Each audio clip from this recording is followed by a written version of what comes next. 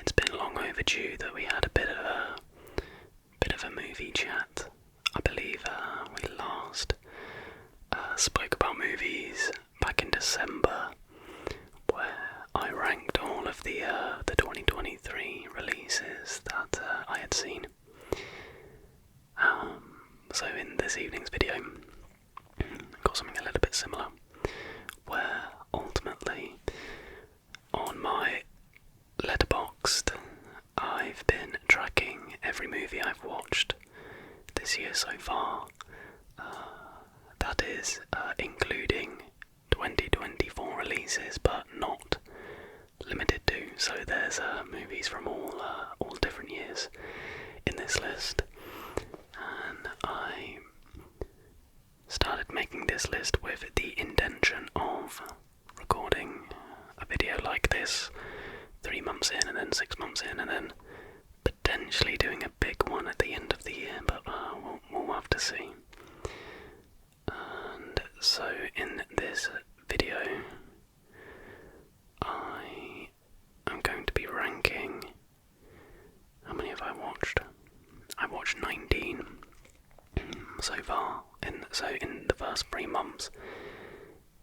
That's 19, that's like slightly more than one a week, I guess, which, to be fair, would be higher, but I literally haven't watched any new ones to add to this list. I've watched doubles of some over the last couple of weeks, so I've been slacking a little bit, but I thought it would be a nice idea to just sit and review some of the newer movies and ramble about some of the old ones, and basically just have a bit of a movie chat, because many of you will know I am a big movie person. So hopefully you do enjoy it, and hopefully you find it relaxing. Obviously, preface, it's just my views, just my opinions. It's not going to hurt anybody. There will likely be some opinions you disagree with in this video. Be sure to argue with me in the comments. But I think a good companion with a ramble like this is a beer. So I have, if I can reach it, 1 second. We have an Eden Pale Ale.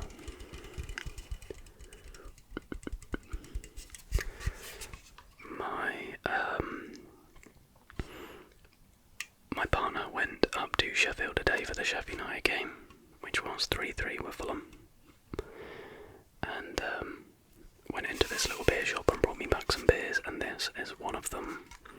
Eden Pale Ale Citra Galaxy.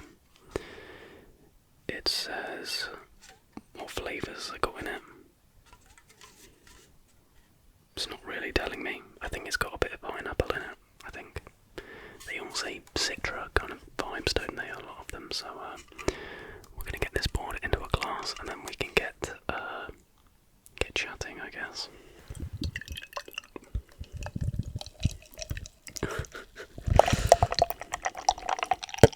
Will I leave these sounds in, will I not? That is the question. I personally love that sound. Hopefully the mic's picking it up.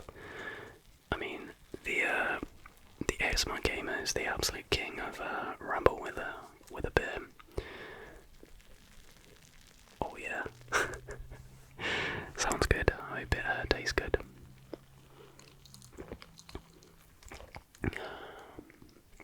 Oh yeah, that's nice. Oh, it's very that's very fruity. Oh yeah, that's definitely not one you would sink pint after pint of, but that's pretty nice. That is nice. I got it in the level head glass. Love a good level head. Right, enough of me just drinking on camera. Let's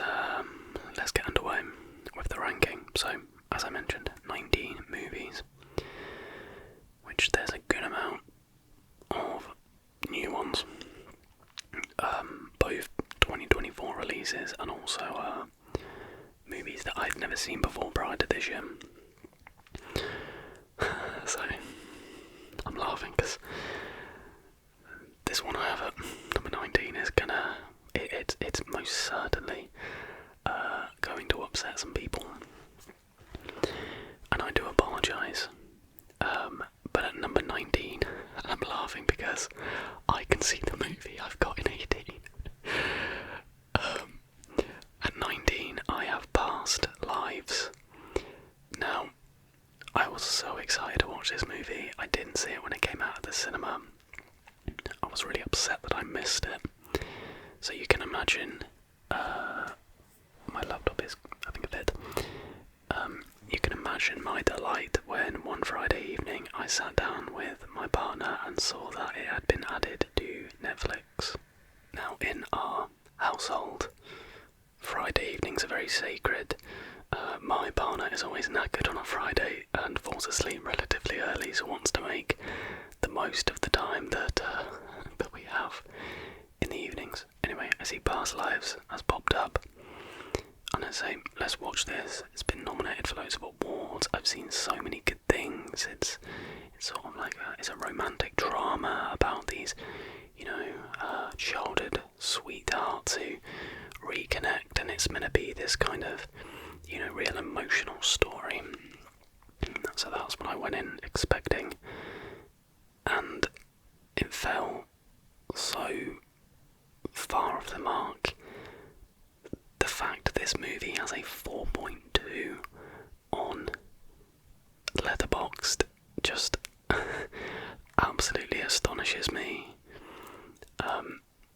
I think, and maybe this is such a stupid thing to say, I think maybe this movie resonates more if you've gone through a breakup 3 to 6 months prior to watching this movie. But editing wise, this movie is so poorly structured, So I forget the protagonist's names, but literally it's meant to be that these two are childhood sweethearts, right? But really, to establish that, all we have is a couple of walks home from school and a play date. Then there's obviously a time jump. Then they Skype, which that's good at establishing the kind of relationship they have and how well, connected and suited they were. But there's just not enough of things like that in the movie. Then there's another time jump to where they're reconnecting in present day or whatever, and we're kind of expected to feel like this is this big, emotional reconnection, and it's, heartache, and she's moved on with her life, but he hasn't really. But the movie didn't do enough for me to establish why I should be feeling the way the movie's expecting me to feel. I think there needed to be more scenes, or like maybe a few flashbacks, going back to further establish their, their connection. And equally, they didn't do enough to really establish that the main female lead had moved on with her life. She goes on this creative retreat, and then her current husband or partner turns up. They go on a walk, and then there's a time jump, and they've been together, they're living together. It's like, I'd love to have seen like somewhat of a struggle to move on, or like hesitancy, or just something to indicate that she still has these feelings. I don't know. I'm not saying it has to be painted completely black and white, because I'm not an idiot. I can infer things, but there just wasn't enough setup for me in this. The way I would describe this movie is a boring booking.com ad, because this movie shoves the New York City skyline down your throat like you're forgetting where you are every 10 minutes. And look, I wouldn't give it 0 or 1, I would give it a 2 out of 10. So I ranked it half a star, because the cinematography is good. just gets a little bit repetitive. But then even dialogue, there are these insanely long pauses where they just kind of like look at each other, and I'm like, just say something. Your silence isn't making me feel sad, it's not making me feel anything.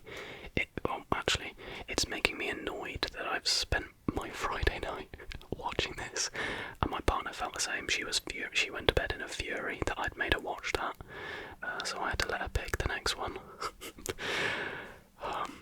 So look, it's obviously got a 4.2 for a reason.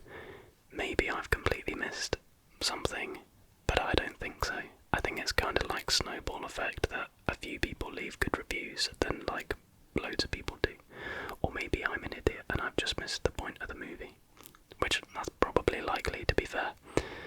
But just for me personally, the editing of this movie was so poor, so unbelievably poor.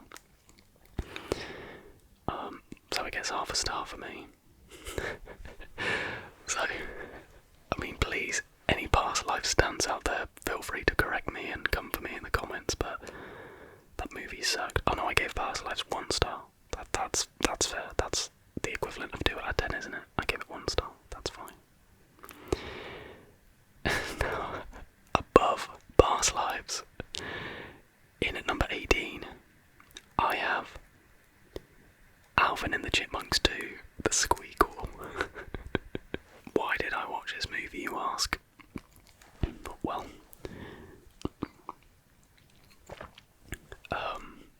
basically, me and my brother have a YouTube channel together. It's not a big YouTube channel. I think we have like 1.5k subs-ish. It's basically a movie commentary channel, but it's less commentary, more we watch a movie and make stupid jokes about it that only us and a very few select people find funny. It's called Read Reels if you want to check it out, but I won't link it or anything because it's very different to my ASMR content, and really it was done just as an excuse for me and my brother to do something fun together. And now I've moved out, it's something fun that he comes around and we spend the whole weekend watching movies and reacting to them together. But when we watched Alvin and the Chipmunks 2, I gave it 1 star, but the way I ordered Alvin 2 and Past Lives is, if you handed me both on DVD and said, watch one or we shoot you, I would pick Alvin and the Chipmunks 2 100 out of 100 times. I mean, I love Alvin and the Chipmunks 1. I think it's great. The Squeakquel kind of is the same but less music and less funny jokes. So just the first one but worse. Simple as. But I won't ponder too much. I won't give you an in-depth review of every single movie on here because no one wants to hear me rant for 10 minutes about the Alvin and the Chipmunks franchise. So they are the only 2 1-star movies that I watched this year. We now have a movie I gave 1.5 star, which I think is kind of harsh because this movie's kind of sacred to me. I can't lie. It is a superhero movie. Now, if you have never seen this movie, it is essentially a spoof movie similar to Scary Movie, an epic movie, but it's not like Scary Movie where there's loads of horror movies that they spoof. This one is really just a spoof of Spider-Man with a few other superhero elements in there, but it just follows the same story as Spider-Man 1 essentially, except it follows the Dragonfly.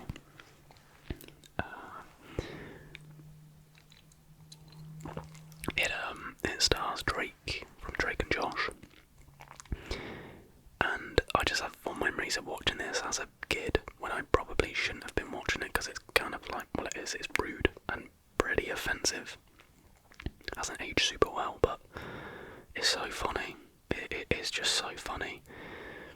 Like, it's stupid humour, like so stupid, like eye roll or humour, but I love that kind of thing if you're in the right mood for it. That's why I love the Scary Movie franchise. But I think out of, like, I wouldn't put this in the category of, like, epic movie and disaster movie, because those two are genuinely horrible. This one is, I think, pretty decent, to be honest. It's actually got a decent cast. It's got, what's his name? The comedy legend from Airplane. Leslie Nielsen, is that his name? I could probably check, actually, bear with me.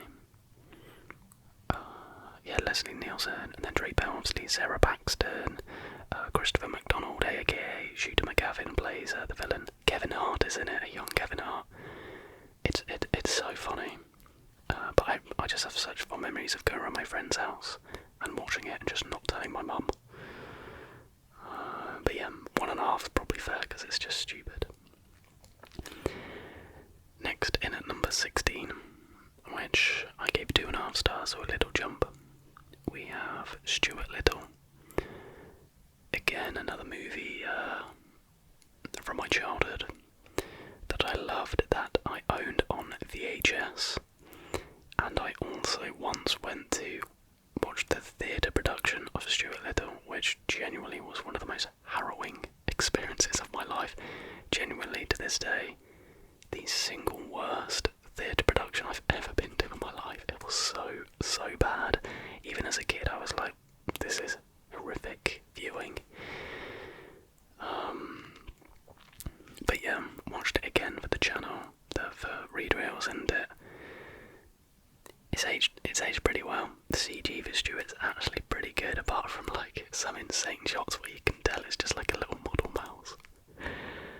There's some good jokes in it. It's a nice feel-good family movie, really. Yeah, I like it. 2.5 is fair, though. It's not like a mind-blowing movie. Now, in number 15 is the first 2024 release on this list, and it is, oh, that's so good. It is Ricky Stenicki.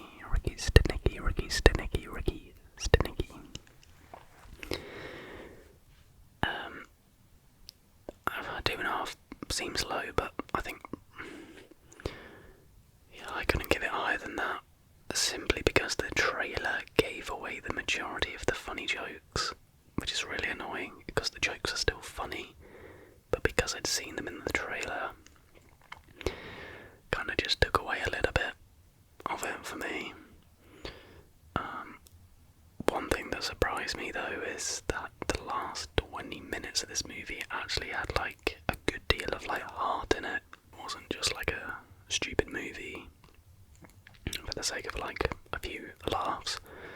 Actually had like a pretty decent, somewhat original story, and it had a nice conclusion to it. And I have to say, I love John Cena as an actor. I haven't seen all of his projects, but he was fantastic in Suicide Squad and Peacemaker. And he's really great in this, honestly. Very funny, but he can sort of switch it on to be more serious when he needs to. But I didn't think it was bad. I'm a big fan of Andrew Santino as well as a comedian, so it was cool to see him in a movie role, not just in like a cameo on The Office. But yeah, it was fine. It is a good watch. I'll never watch it again, but it was just like a fun watch. Then in at number 14 we jump up to 3 stars. I have Charlie and the Chocolate Factory, which is the Johnny Depp version. I hadn't watched this movie in quite some time, and honestly I love it. I kind of forgot just how utterly unhinged Willy Wonka is in this movie. Like, it's a very Tim Burton movie, but Johnny Depp really took Gene Wilder's depiction and was just like, no, absolutely not. Let's have, this lovely, charming Roald Dahl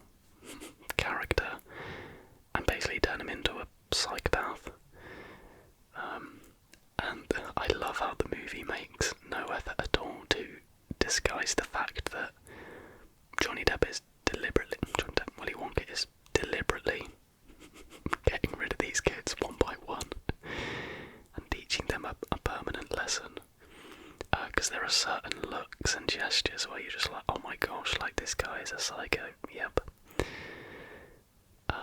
The whole like dentist narrative is like the stuff with his dad is really odd.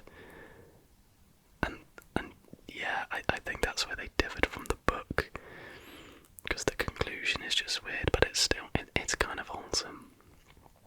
And plus the music absolutely bangs.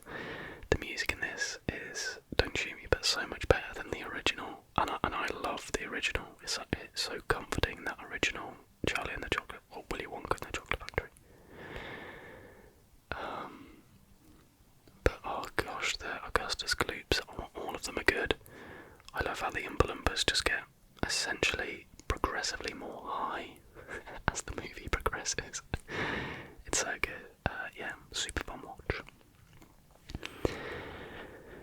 Next up, we have, in at number 13, again with 3 stars, Harry Potter and the Deathly Hallows Part 1. This may be, apart from, no, this is my second lowest Harry Potter ranking. The only one that's worse for me is Philosopher's Stone, just because I think it's aged really badly and I just find it a bit cringe. Deathly Hallows Part 1 is by no means a bad movie, but it very much suffers from Part 1 syndrome in that it is so hideously dragged out, very much like Hunger Games, Twilight. They all suffer the same thing. Like, there's so much padding in like forests in this movie. But I've watched this plenty of times before, but my partner had never ever watched Harry Potter. So we sort of started binging them before New Year. And we only had, how many are on this list? We had the last 3 to do in 2024, so there's 2 more to come up on this list. But yeah, it's good. It's got a really good last 20 minutes that leads directly into the second one. But yeah, it's just too dragged out for me. Okay, next we've got a couple of horror movies now. So, apologies if my throat makes weird noises. I just downloaded a bit because I'm a legend. In at number 12, I have Hell House LLC. This is easily one of the scariest movies I've seen. I believe this is part of like a franchise or series of movies now, but I think this is the first one, maybe. It's on Shudder. If you're a horror movie fan, definitely get a Shudder subscription. There's some really good movies on there. But essentially, for those of you who don't know this movie, basically this group of friends, it's their job to basically, they travel around America, buy an abandoned property and transform it into an immersive haunted house that opens every Halloween. It's a found footage movie, so they're documenting that they buy this house and things go wrong, basically. And what I love about found footage movies is the scares are never accompanied by this massive wham. Like, so many modern day horror films have that insane audio cue that tell you to be scared, but it's amazing movies like Hell House, which have the scare that are so scary that you know to be scared. You don't need that audio telling you to be so. I think the video might be in read reels by now. Go and watch a reaction, because there's one particular bit which, like, I hated editing that video because there were just certain bits I didn't want to put back into my brain. It really did scare me. It really did. The ending's kind of a wee bit goofy, but as it's building up is where it's scary. It's not like Paranormal Activity. Like, stuff happens pretty early on that is scary and not forced. And there's actually good justifications for characters behaving the way they do and sticking around for as long as they do. That's often the issue with horror movies, is they act like they've never seen a horror movie, but these characters had a reason to stay there. So I definitely recommend that. How else? I give that 3.5 stars. Okay, so the next movie on my list is another horror movie as mentioned. It is an Argentinian horror movie called When Evil Lurks, which I also gave 3.5 out of 5. Gosh, I tell you what, this beer it's giving me serious indigestion. He says he's going to take another big swig. Yeah, this movie was great. Really unsettling. Basically, it's a possession movie, but the possession is like a virus that spreads. And the idea is that the virus feeds off fear. It was really cool. But there's not really much I can say about it without spoiling specific bits, but there is one scene which genuinely might be the most shocked I've ever been at a movie. Like, I kind of, one of those scenes where it's constantly hinting that something might happen, but you think, nah, it wouldn't do that. They wouldn't dare do that. Oh, they've done that. Okay. It was like that, and it still just shocked me so much. But definitely watch it. Really good horror movie, really well acted. But it's quite gross, quite gruesome, so if you like that kind of stuff, knock yourselves out. We move into the top 10 now. With another we've got a few 3.5s actually. The next 3.5 star movie is Harry Potter and the Half-Blood Prince. This was one that when I first watched it when I was younger, when it came out of the cinema, I really didn't enjoy it, but now I actually think it's possibly one of the most underrated ones. I really like this one. I like seeing Harry and Dumbledore interacting together. I really hated, is it Order of the Phoenix? Yeah, it's Order of the Phoenix, where Dumbledore just basically just blue balls his Harry the whole time. But in this one, they're like teaming up and solving clues. But yeah, I liked this one. I think this was one of my partner's favourites. And obviously that ending is just brutal. I can't remember the name of the music, and it's a really weird thing to have in a gym playlist, but I have this in a classic, the Dumbledore's death music. I have that in a classical music, like movie score gym playlist. Yeah, good movie. Next, in at number 9, with 3.5 stars, which is a 2023 release, I have Saltburn. Now, I didn't see this movie at the cinema. It came out on Amazon Prime not too long ago. And I had seen so much outcry about this movie. It was disgusting, and I basically came into this movie thinking it's gonna be like a Wolf of Wall Street, but rich people in the country, and it's gonna be sex, and it's gonna be sex.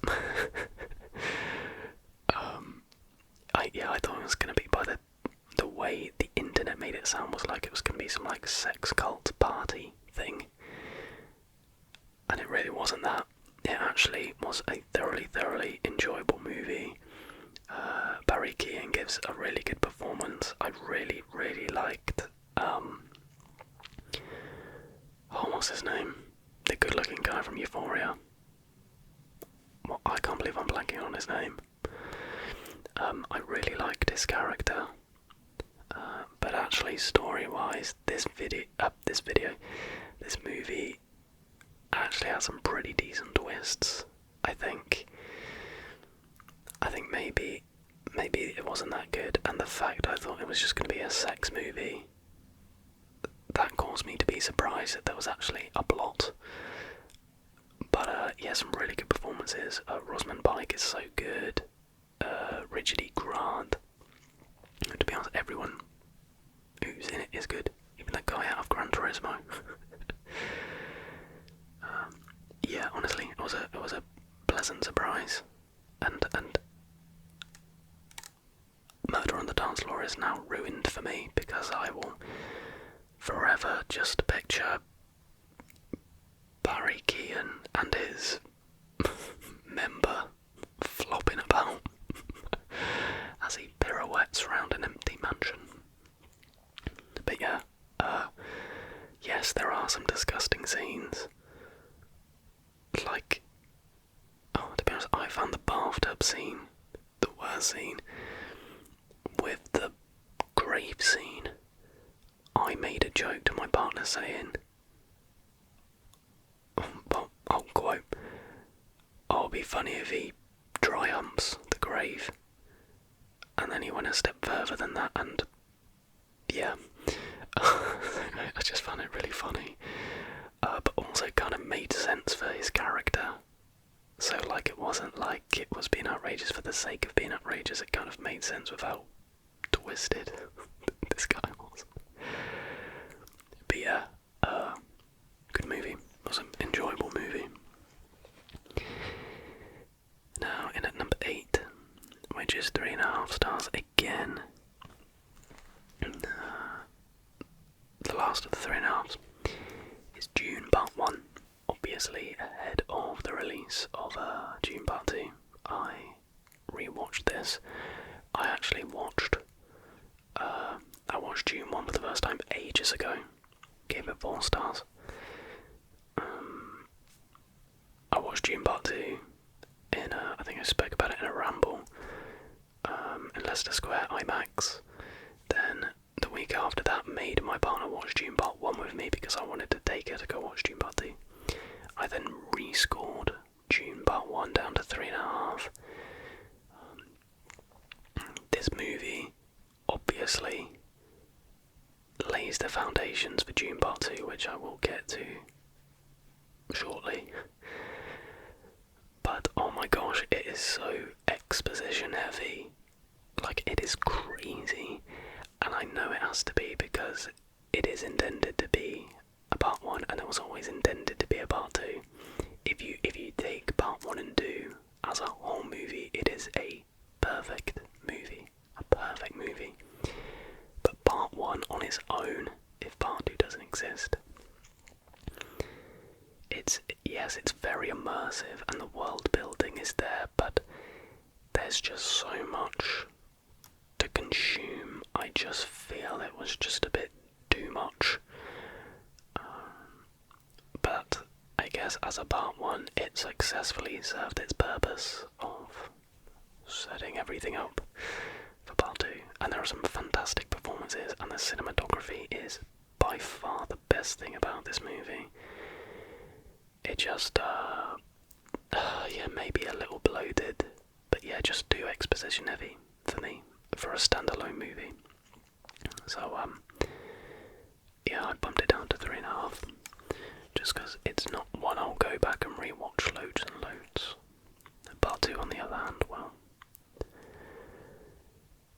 So next, at number 7, I gave this movie 4 stars.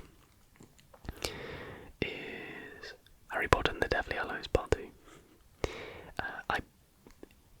This is... Have I done Harry Potter rank before? I think it's my 3rd favourite Harry Potter movie, behind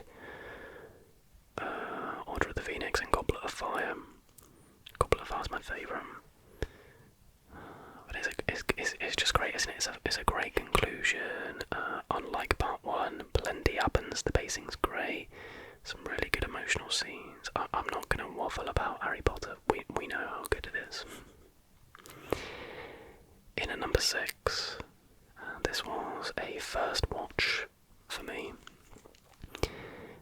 is No Country for Old Men. Now, I watched this a few days after watching Dune Part 2 because I had Javier Bardem fever.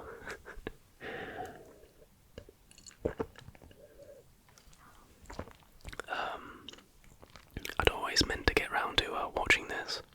Finally did, and oh my gosh, so good. I give it 4 stars. I don't think it's a perfect movie. It's a really, really good movie, and it feels so uncomfortable and sort of grimy. Like the world building, it feels so like vast, and there's no score, which just adds to the kind of unsettling feeling that you're meant to get from the antagonist, who, have your pardon, no wonder you won the Oscar. Like, what a performance, so creepy, clever, just, he plays the villain so well. Yeah, why would I mark it down? I think there were just certain bits which I just found a little bit slow in parts, and I know that is the sort of the point of the movie. It's meant to be a little bit of a slow burner. I found the ending to be just a little bit abrupt for my liking. But again, that's just personal preference, and yeah, some parts were slow, but I mean 8 out of 10 is still pretty good. But yeah, thoroughly enjoyed that one. Next up, are we into top 5? Yeah, top 5 now. We have, oh apologies, oh itchy eye, I'm very tired, but I really wanted to record this video. Number 5 was another first watch for me. It is 2002's Catch Me If You Can. I have a really long list of movies that I should have watched but haven't. It's a very embarrassing list. There are some big movies on there, like The Godfather, Schindler's List. Like, it's embarrassing for someone who apparently loves movies so much.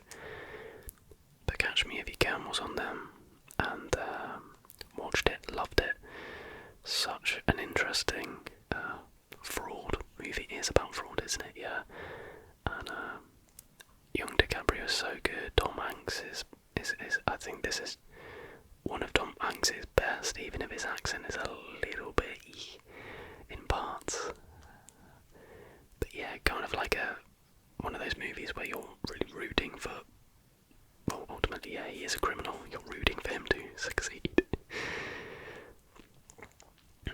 But yeah, I gave that one 4.5 stars. In at number 4.5 stars, is Guardians of the Galaxy Volume 3. Now, I watched this at the cinema on the day it came out, and I had never watched it since. But about a month or so ago, I woke up and I was just so unwell. Pulled a sickie, so to speak. And when I woke up from a nap, thought, I want to watch a movie. I want to watch something comforting. So I put on Guardians Volume 3. I thought it's time to revisit it. I thought this movie is not comforting. It is very funny, but my goodness me, is it devastating. Like, I have no shame in admitting, for the last 10 minutes of this movie, it coincided with my partner getting home from work, and I was just lying there in my blanket, just absolutely sobbing. Like, goodness gracious me. Such a beautiful send-off to the Guardians. I genuinely, in the MCU, it's the best trilogy. I think by some degree. Like, even Volume 2 is just so good. Volume 2 is one that I've thought has got better for me with rewatches. Volume 1's one of my favourite movies of all time, let alone Marvel movies. It's just an amazing trilogy. Because, like, Thor 1's 2 is horrific, 3 is peak. Then you've got Captain America, where Winter Soldier's peak, Civil War is peak. But First Avengers is a bit... I'd say Captain America's probably second trilogy-wise. Iron Man is iconic. Iron Man 2 is kind of meh. Iron Man 3 is decent. A very underrated one, Iron Man 3. Then is that it, trilogy-wise? I'm not forgetting any. Ant-Man. Maybe not. But yeah, Guardians is... nothing more to say. It's just amazing. High Evolutionary might be my favourite MCU villain. He was awesome. So good. What's the actor's name? I'm gonna find it. Chukwudi Iwuji, that's it. So good. Now we move into our top 3. And 2 of these are 2024 releases. Well, this next one I think came out in 2023 in America, but we here in the UK didn't get it until this year. I gave it 4.5 stars, and it is The Iron Claw. With a rewatch, this could go up to 5. I really wasn't expecting this. I was completely unfamiliar with the real life story of the Von Erich family. So the tragic nature of the story completely caught me off guard. Zac Efron is absolutely fantastic in this. The shape he got in, but the performance he gives is just incredible. I mean, honestly, everyone in that family gives an amazing, amazing performance. And the last 20 minutes to half an hour of that movie is possibly some of the most depressing cinema I have ever watched. But it's also it ends on such a melancholy, beautiful but sad note, which Zac Efron, he is just unbelievable. And if it was 2023, will he get nominated? Will he be in the next round of? No, he's probably missed. He was probably for this. I would have loved to have seen him get an Oscar nom, because he was just fantastic. But yeah, like it also gave me a greater appreciation for wrestling. Like that, the stunts in this movie were so well coordinated. Yeah, I loved it.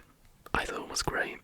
I can't remember why I haven't given it 5, but I think I said with that nature movie I need to watch it one more time and just see. But it could very well go up to a 5. I thought it was amazing. So now we move into our top 2, and both of these I have most certainly given 5 stars. And at number 2, I have Dune Part 2. So, like I mentioned, I gave Dune Part 1 4 stars on first watch. I enjoyed it. Good movie, a lot of exposition. But I didn't love it like loads of people loved it. I still don't. So, going into watching Dune Part 2, I was going with a few friends from work, going to watch it in IMAX on this huge screen, and I was looking forward to it, but it wasn't like Spider-Man No Way Home, where I was itching to get in that cinema. But I should have been. I'd seen it had a 4.7 on Letterboxd at the time. Various TikTok reviewers said it was one of the best movies they've ever seen, one of the best sci-fi movies of all time. I was trying not to buy into the hype, but my goodness me, is it warranted? This movie is absolutely fantastic.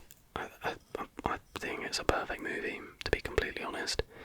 Yes, arguably you need an understanding from the first one, but who's watching a part 2 without watching part 1, so just watch it. Hans Zimmer, my favourite composer of all time, as he is, I'm sure, many people's. But his score is just amazing. As soon as this final gets released, I will be purchasing it, because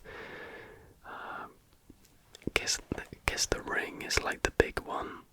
But there's so many good tracks I've just had on repeat constantly. Just amazing. Timothée Chalamet was born to play Paul Atreides and Wonka. But definitely Paul Atreides.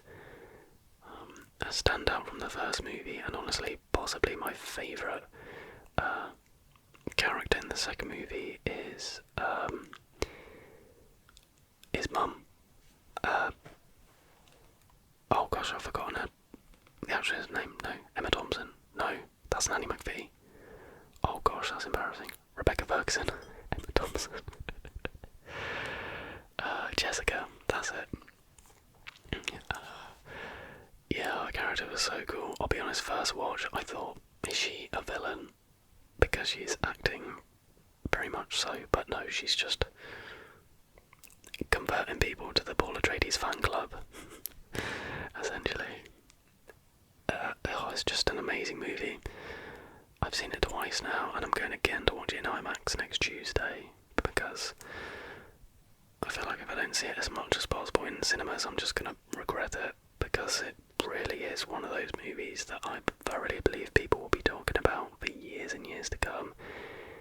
Denis Villeneuve is just incredible, and I haven't watched all his projects. I've only watched like most of the big ones, so Prisoners, which is a 4.5 to 5 star movie, Arrival, which is a 4.5 to 5 star. I need to watch Blade Runner 2049.